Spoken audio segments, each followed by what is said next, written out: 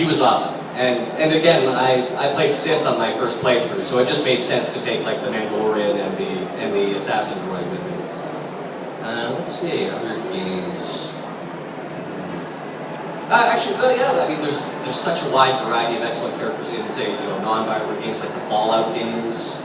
I usually like to have, firepower. Firepower is what I'm looking for in a companion. So we could get anybody from any game?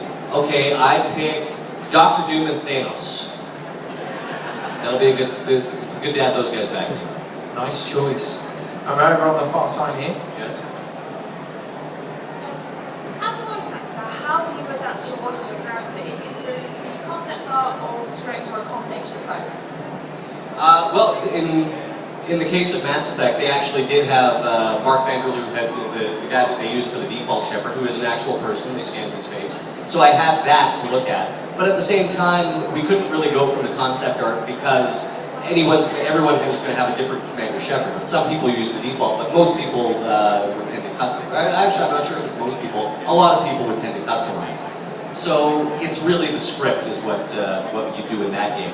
If you're playing a set character, like for example in the Baldur's Gate Enhanced Editions, I played a drow named Baloth the Entertainer, and he was sort of like an insane drow.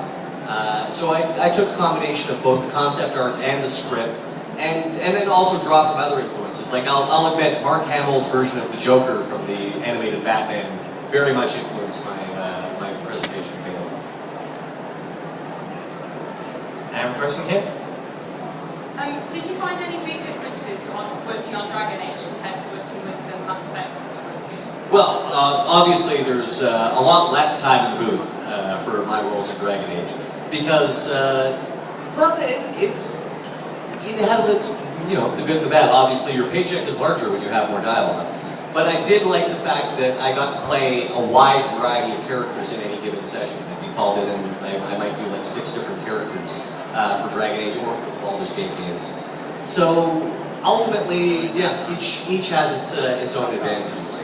That said, as I mentioned in Mass Effect, I got to play a bunch of different characters too. And generally, we would do all the Commander Shepard stuff first. So anything that Commander Shepard stuff that they had for me in a day, we'd spend 3.5 hours doing that. And then they'd have the other voices at the end of the session, especially like, for example, the Vorcha, because the Vorcha basically doesn't have many effects on it. It's just me screaming and screeching and making weird sounds with a mouth half full of water. So that would tend to blow up my voice, and they would save that for usually the end of the week. So I'd have the weekend to recover. And we have a question here at the back. What's it like to work with Seth Green? Seth Green is a great guy. However, I did not actually meet him until we were almost done the trilogy. And I didn't actually meet Seth directly because of the game. As I mentioned, I'm friends with Nathan Fillion, and Seth is as well. And we just happened to be in LA, my wife and I staying with Nathan. And he basically just set up this social event that Seth happened to be at. And so it was nice to be able to go up to Seth Green and say, "Oh, hello, Seth. We've worked together. It's very nice to meet you." But yeah, he's a very nice guy, and I had a really fun time hanging out with him. A question for Jim? Which of the weapons in Mass Effect do you think is like best looking?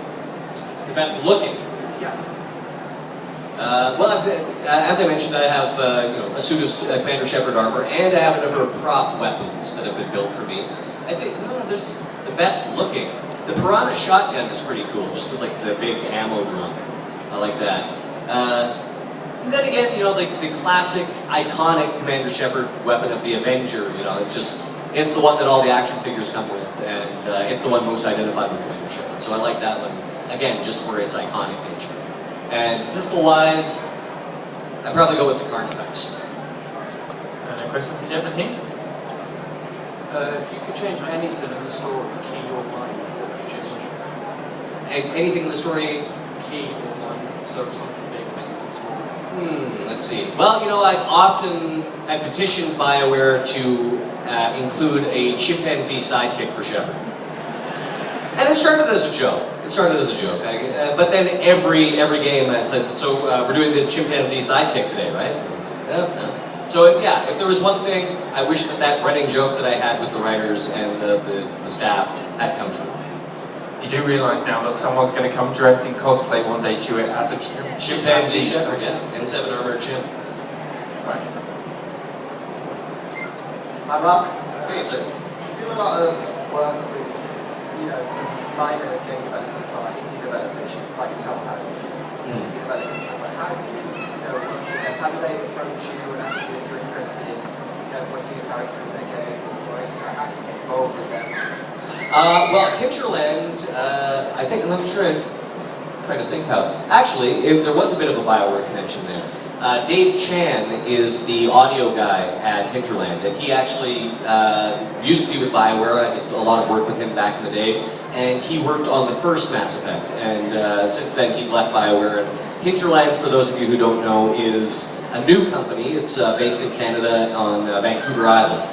And they essentially are all people who worked on AAA games who decided to just strike out on their own and form their own new company. And have been having a lot of success with this game that you're referring to called The Long Dark, that I play the player character in. And it's essentially a winter survival game. You're just trapped in the Canadian. It's been described as player versus Canada.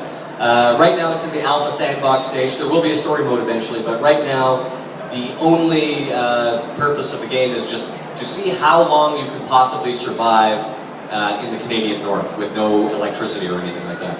So with Hinterland, it was Dave Chan was the person who sort of was the point of contact. He put me in touch with Raphael Van Lindrop, who is the head of Hinterland, and they basically just said, "Are you interested in doing this?" It sounded like a really cool concept, and I went forward with that. Overhaul, again, there was a bit of a BioWare connection there because some of the people at Overhaul had worked for BioWare before, and they contacted me. So yeah, I mean, a lot of the times it's like people that you just meet, sometimes socially, and at award shows and things like that, who just one day call you or your agent and make an inquiry. What's just one thing I wanted to ask? Yeah. I've been trying to remember something. It's like a creature that lives in the sea. It's quite large. Leviathan? No, it's not very smart. It's a very large... Oh, wait, I know what you're talking about. It's one of those big, stupid jellyfish. That's what it is. And you seem to be, and I'm probably right in assuming this, I hope, that you're a big comic book fan. I am a big comic book fan, yes. Now Marvel are expanding their universe, producing lots of movies at the moment. If you could bring to life one character physically or as a voice, who would it be and why, do you think? Marvel villain? Yeah, there's really no other choice for me. Doctor Doom. Yeah. Doctor Doom. Doctor Doom is one of my favorite characters, and I've always been a villains guy, and he's the preeminent Marvel villain as far as I'm concerned. I'm not sure if we're going to see that. For all indications, we're still not going to see the comic book version of Doom in the upcoming new movie. I'm sure the trailer intrigued me, so I'll go see that for sure. But I really long to see the Doctor Doom who is the monarch of Latveria. He's got his own robot army, all of those trappings of Doctor Doom. One of the things I love about Doctor Doom is that he's so unabashedly bombastic a supervillain. And he's always ultimately tripped up by his own pride and his desire to destroy Reed Richards. And so, yeah, I think we still haven't seen that version of him on film. And even in games and cartoons, he's often not given the Eastern European accent that I think he should have. What Eastern European accent do you think he should have then?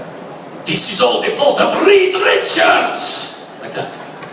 So hopefully if anyone's listening from Marvel, there you go. Now aside from the voice acting,